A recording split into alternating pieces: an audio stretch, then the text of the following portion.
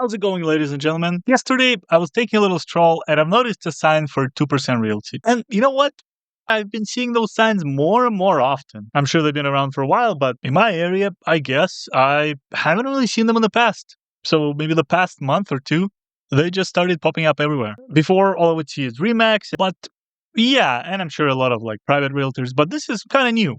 So I was like, oh, interesting. So I decided to look into this. And of course, I didn't actually go to their website. I went to Reddit. So let's take a look. And of course, there are threads from as far as a year ago, 2 years ago. So clearly it's not brand new. But I just want to do my own little research. So my understanding is they charge less than a standard real estate agent. And while I'm not interested in selling or buying at the moment, I still understand this. It's a big part of the cost of the housing, I suppose. Because if every time you sell a house, you have to give 3% to the seller's realtor and 3% to the buyer's realtor. So in theory, the price of the listing is actually inflated by 6% because nobody wants to take a loss, right? And of course, I understand there's a lot of work that goes into being a realtor and there's a lot of complexity to this debate. I'm not going to try to do that. I'm just trying to see if this is kind of a feasible option. Obviously, here they're undercutting the standard process of 3% on buyers and sellers side. That's why they call themselves 2% Realty. So let's take a look. 2% really is both good and bad depending on the agent. The basics of their business model is just to sell the house as quickly as possible, but not necessarily do anything extra to help you get the price you want or more.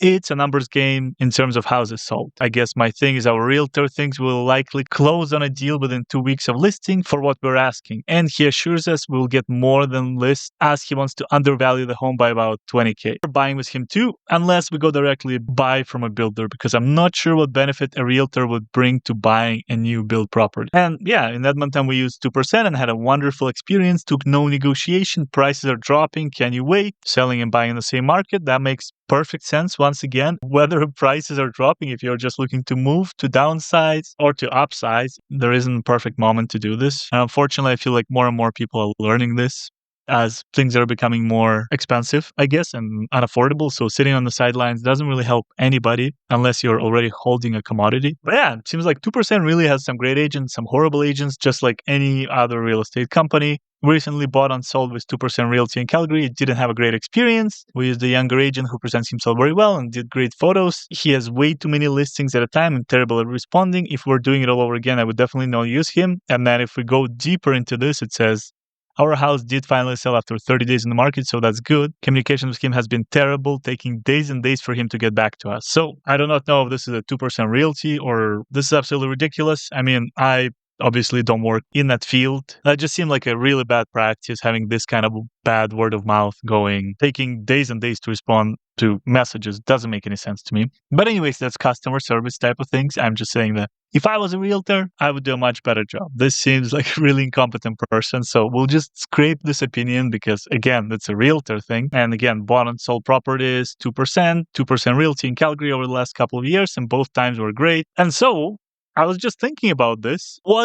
How come they can charge you essentially less? Let's look at their philosophy. And so here they say, at 2% Realty, we're a little different, but in a good way. We believe in value-added service and helping you keep more of your investment. We offer real estate agent services for only 2% commission.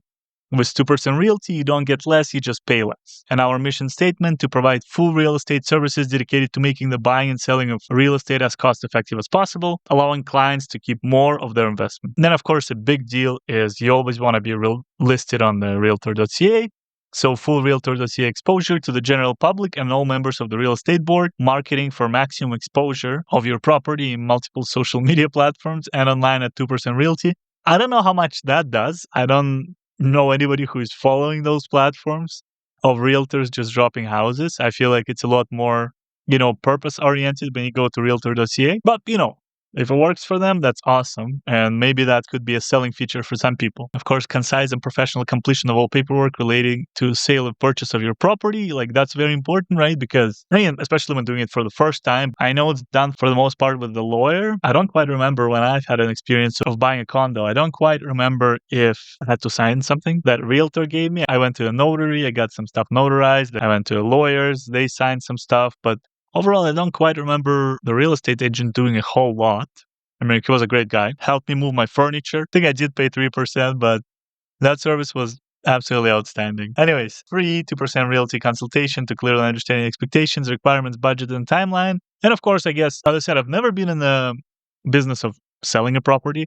I would assume there is a lot more complexity to it than purchasing because I guess you have a timeline. You probably have something lined up that you are about to close on the buyer's side. So that sounds very complicated, and I'm lucky I haven't had to deal with this yet, I guess. But yeah, it seems like all it is our fees, 2% of the selling price of your home. That's all, no additional fees or charges. So that's literally all it is. You just pay 2% instead of the 3%. And of course, I assume. Okay, so I did a little more reading on this, I guess, because I was like, okay, so 2% is how much you pay, I guess, the seller agent takes, and then you have to pay something to the buyer's agent as well. But apparently, 2% is total 2%. And I guess this is exactly what this figure represents here.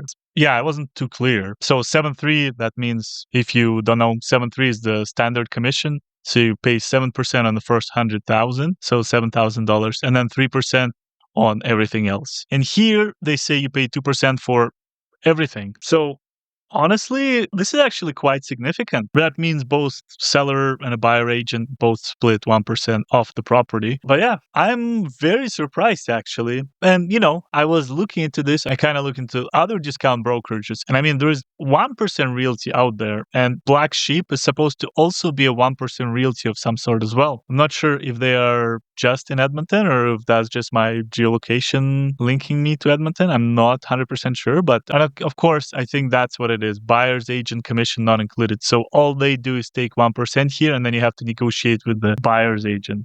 So let's look into what these guys do. Let's say I want to sell. So our 1% listing package includes 100% start to finish services from local realtors, unlimited exposure on MLS systems, your listing on realtor.ca, professional photos, Instagram reels, TikToks, and YouTube shorts of your home to maximize exposure. I just love looking at YouTube shorts of homes. Give me that algorithm showing coordination and feedback, whatever, low flat fee of 4,000 for homes under 400K. So I guess that's another little note. If you're just buying a condo or selling a condo that's 200K, you're essentially paying 2% just to these guys. I suppose it makes sense if it's more than 400K. And okay, so it seems like that's very standard setup. Let's look at 1% realty super quickly here. I just want to see, you'll get MLS listings showing your home, open houses, signage, photos, advertising. Okay. And this is just paying, obviously, I believe it would probably also be just paying to the seller realtor because I don't think our marketing strategy of utilizing both realtor.ca and your local real estate board delivers maximum exposure to potential buyers so that we can get your top dollar for your home. Okay. And so obviously this topic is quite controversial because it affects the bottom line and the livelihood of a lot of people who work in real estate agents. And as I mentioned before, my realtor has been really, really great, but I've heard a lot of them do very much their bare minimum. All they do is show up and, unlock the house or let you in. And then they get, 3% for doing that. So on a $600,000 house, it's 20K for showing a couple houses over a couple weeks and doing a little bit of negotiation. But again, it's $20,000. And while it's not, again, life-changing amount of money, a lot of people work, a full year of a part-time job or something or even a full-time job, I think, because what is it at? Let's just look at the minimum 15, multiply by 160, multiply by 12. Yeah, 28. So that's what I'm saying. Like people work full-time, some minimum wage full-time jobs for a whole year just to get kind of just a little more than that amount. Whether it's correct or not, I'm not going to discuss. I know it's a lot of money and it really depends on your personal preferences. But I do love reading. Again, there are some issues. The realtors are downvoting you. Bottom line is the seller should not be responsible for the buyer's agent. It's time we change this terrible realty practice. This is a good point because, again, the cost is already baked in the price of the listing. And some people are talking that the buyer's realtor would not actually show this home because they know that they're only going to be getting 1% instead of 2 or 3% from this listing. So it literally doesn't make sense for them. And of course, there are some altruistic people who only care about you and finding the house you want. But at the end of the day, once it starts affecting your bottom line, you will definitely have some feelings about it. Whether it's good feelings or bad feelings, that I'm not sure. And of course, there's also a lot of discussions. Realtors have time to downvote. The ones I know are working harder for less money. And compared to the frenzy that we experienced post-COVID, I'm sure there is less money in the market, but I don't think that's necessarily a deviation from the trend. I think the boom in, 2021, 2020 has been the deviation from it. And of course, there's a lot of discussion. If your house is in a higher demand area, it's a quality product, you don't need a realtor. You need additional marketing that a good realtor could help you come up with a price strategy and marketing needs. And again, that's for selling. If you're buying, I think a good realtor should be able to tell you that, hey, this property doesn't seem right. Like they knock on the wood somewhere and they're like, okay, this seems hollow. They see a little bump on the floor and they're like, hey, or like on the ceiling, they're like, hey, it looks like there's been some water damage. It's really nice to actually know what you're looking for, especially the first time when you're buying a place. But look, there's a lot of opinions and all of them spicy. The main question is, of course, this is from 3 years ago. I think there is a lot of opinions, especially, as I mentioned, with realtors.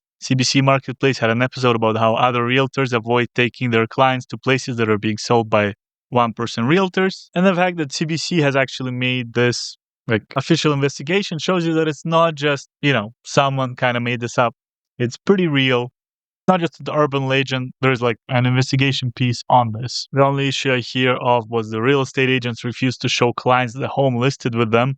I don't have a good opinion on the real estate industry in Canada, so I'll just leave it at that. Very real. I think what I'm getting from this is just to do whatever helps you sleep at night. If you know a real estate agent and they work for a company that charges the standard 7.3 commission and you've worked with them in the past or you have heard from your friend or colleague that they're absolutely amazing, just use them. Don't take a risk because it's a very stressful process. Getting a place, looking at places, signing everything, negotiating. If this 1% extra that you have to pay will give you a little peace of mind, I think it's absolutely worth it. Again, there's no point saving 1% if you believe that you will be cheated out of the best realtor experience or out of best realtors in general just by going with this company, for example, or with any other discount brokers. If it doesn't feel quite right, just don't do it. Just pay the extra 1%. And as I mentioned, if you're looking to save money and that's genuinely what it is and it makes sense to you and you're tired of the real estate agents, charging the 7.3 commission and, shaving off 5-6% off your listing, if you're a seller, that's another something to think about. Maybe in this case, you want to go with a 2% realty. I genuinely would not be able to advise on the photos and the advertisement that they do. I do think photos are very important. I don't know who actually provides them, whether you hire someone privately or the real estate agents take care of everything. I mean, they usually do, but hopefully they actually take decent pictures. I know of a person who had a house in 2021, 2022 sitting for a few months just because the picture looked absolutely horrendous. So don't make that mistake. Don't cheap out here. You want people knocking on your door, checking out the place. They want to be, you want them to envision themselves living in your place. And if it's poor lighting, if it's poorly staged, then it's not going to happen. Then you might as well pay a little extra to get a better selling price at the end of the day. Maybe you don't have to budge as hard during the negotiations. Maybe it's going to pay for itself at the end of the day. So it's kind of a very, very sensitive balance. And of course, there are a lot of money involved and a lot of feelings involved because it's a huge, huge industry with a lot of money being made and a lot of undercutting to do, technically. So yeah, what do you guys think? Do realtors make too much money? Do realtors charge too much money? Do they work too little for their money? Or do they work really hard for every dollar they earn? Of course, the opinions will differ a lot depending on if you talk to a realtor or someone who has just used a realtor. But let me know your opinions. As I mentioned, it is a lot of money. Again, 500,000. If you multiply by let's multiply by 6%. It's $30,000. So you split it in between two agents, depending on how long it took them. But let's say they each took half, and they spent 160 hours actually actively working on this, as if you would, because it's your full-time job, for example.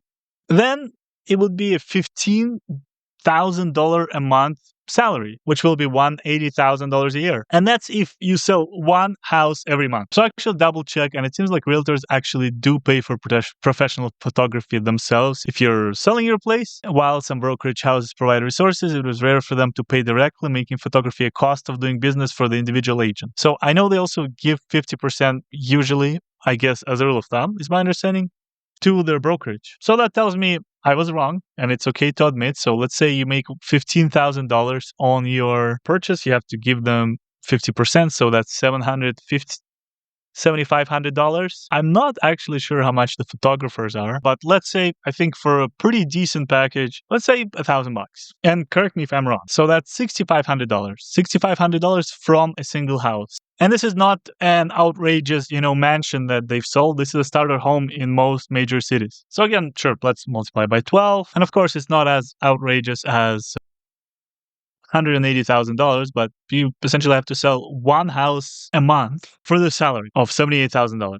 So that seems like a lot of money. And especially with the ridiculous inflation we've had on housing in, I'd say, everywhere besides perhaps Toronto and Vancouver, this number has been very steadily going up. I know that for a fact. So I don't know. What do you guys think?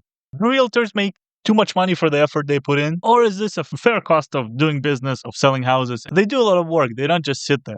But the question is whether it warrants this high price tag. So let me know in the comments. And thank you for watching this video. Really appreciate it. And I'll see you in the next one. Take care.